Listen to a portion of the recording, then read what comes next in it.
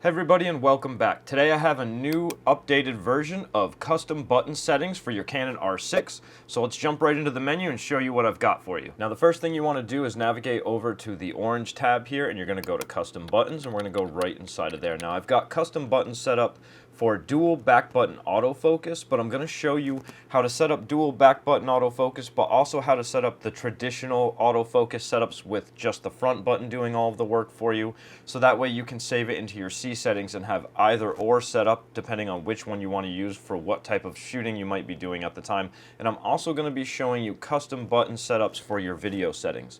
So we're just going to go right down through it one at a time here. So on the front button here, this button right here, this is what's going to really make the difference between whether you're using back button autofocus or not. So for right now, we're going to set it up for back button autofocus. So what we would do is set this to metering start only, and we're basically getting rid of the metering and autofocus start. So we go to metering start only, and that's what we're going to set this up again. This is for back button autofocus.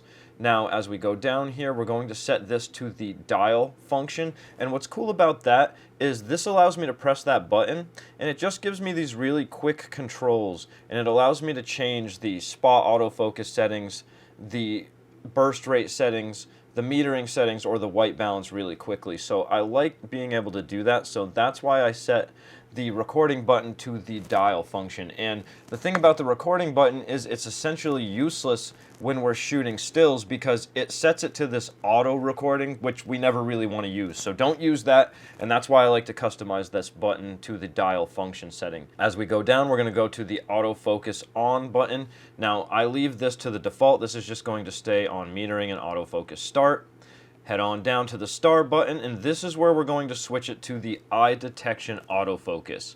And that's because I like to trigger my autofocus using the star button if I'm trying to trigger the tracking or eye tracking software, like say I'm shooting wildlife, birds, or even somebody like a person or something. You might use the people subject, but sometimes you still want to use that eye tracking software.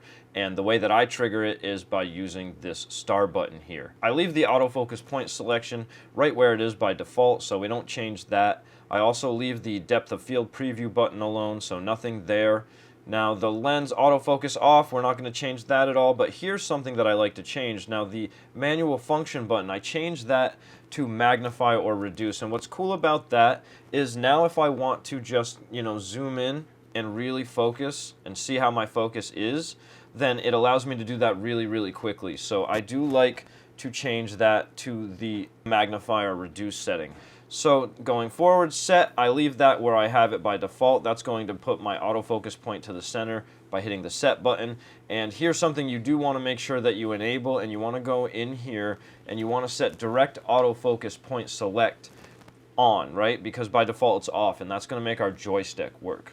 Now, going back to the very first button here, like I said in the beginning, this is the button that decides whether you are going to be using back button autofocus or whether you're going to be using front button autofocus. So if you don't like back button autofocus, then feel free to keep this set to metering and autofocus start only if you want to, okay? So you can have that set to metering and autofocus start, and that's totally fine. It really is just a preferential thing whether you like back button autofocus or you don't. I personally love back button autofocus. I use it almost all of the time. Now going to the video settings here, we're going to the autofocus on button again, leaving that on default. We are going to set this to something slightly different than what we had it in the pictures because the option is not available when shooting videos like it is in stills. So we're going to set this to eye detection. So we set that to eye detection, and that basically allows us to flip on and off eye detection or face detection while we're recording videos, which is actually really helpful if the eye detection is struggling. We're going to leave the autofocus point button alone. That's going to stay default. Now, I do like to go to my depth of field button, which I don't use when recording video, and I set that to eco. This way, because video really likes to zap the battery really badly, flipping it to eco mode and making it shut the back screen off very quickly can actually save you some time as far as battery life when you're using video modes, but also it's going to help not overheat the sensor. Since the R6 likes to overheat, this can help to really shut the sensor off as fast as possible and give you as much recording time as possible. So that's why I like to be able to access eco mode really easily. Lens autofocus I don't touch. Now here's something that I find really advantageous, and that's setting the manual function button to being able to flip on and off your zebra pattern.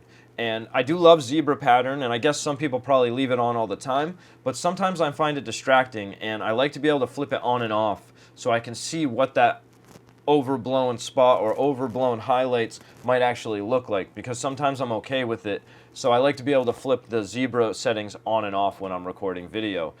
Set button, still going to set everything back to the center, so I leave that alone. And again, you want to go to multi-controllers, direct autofocus point selection, and make sure that that is enabled, because by default that will not be on with the R6.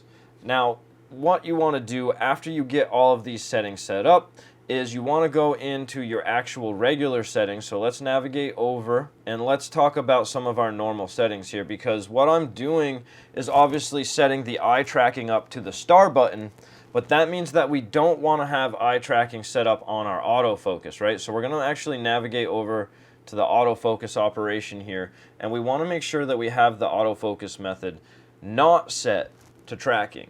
And I know that's a little bit confusing, but the reason that we're doing that is because I'm not using my autofocus button, whether that be your front button or your back autofocus on button, depending on what you set in your settings. Like I talked about earlier, you're still not going to want to have tracking set to either of those buttons, because we set it up so the star button will trigger those things. So we don't want tracking, we want whatever. I usually use spot autofocus, but again, this is a preferential thing. You can set it to whatever you're going to find most helpful for whatever you're shooting at the time. But most of the time I'm using spot autofocus, and then, you know, flip-flopping between the tracking using my star button or whatever type of spot autofocus, one-point autofocus, whatever type you decided to use, that's what your main autofocus button is going to be triggering. So you don't want to have that set to the tracking, which confuses a lot of people at first, but it makes a lot of sense after you get used to it. Subject to detect, again, that's just going to be preference. I do a lot of wildlife shooting, so you'll probably set it to animals if you're a wildlife photographer like me. Maybe you're a portrait photographer and you like back button autofocus, then you would obviously set it to people. Okay, so again, preferential there. Continuous autofocus I always have shut off.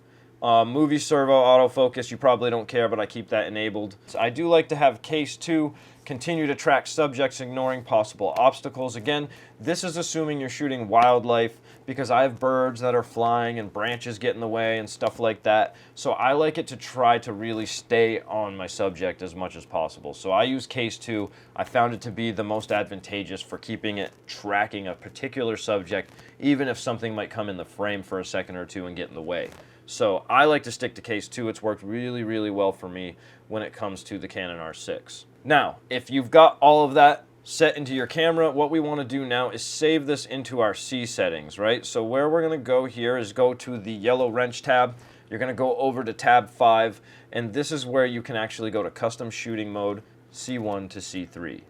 Now, like we talked about earlier in the video, this is where I think you should probably save the differences. Like, say you want to have back button autofocus, well, okay, so if we go into those custom buttons again, and we make sure we go to this front button, again, like I said, this is where it makes the difference. So if I set it to metering only, now my front button is not going to autofocus, it's only going to meter for me, which means I will have to use back button autofocus all the time. So what I say is set that button to metering start, and then go back to where I showed you before, right? Let's go here and save that, register those settings to C1.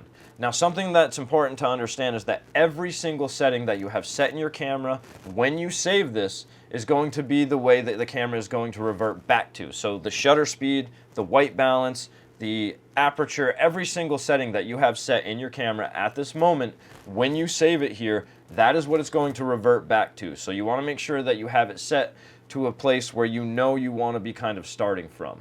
So once you get everything there, we're going to set C1 to the back button autofocus setting. And then what we can do is go back, because like I said, whatever we set is going to stay there. So we're going to go back to that custom buttons, and then you can come here and set that back to metering and autofocus start together. So now you've got all of those same custom buttons that I showed you, but you're also going to have the front button autofocus, like more kind of like the default autofocus style that you might be more used to.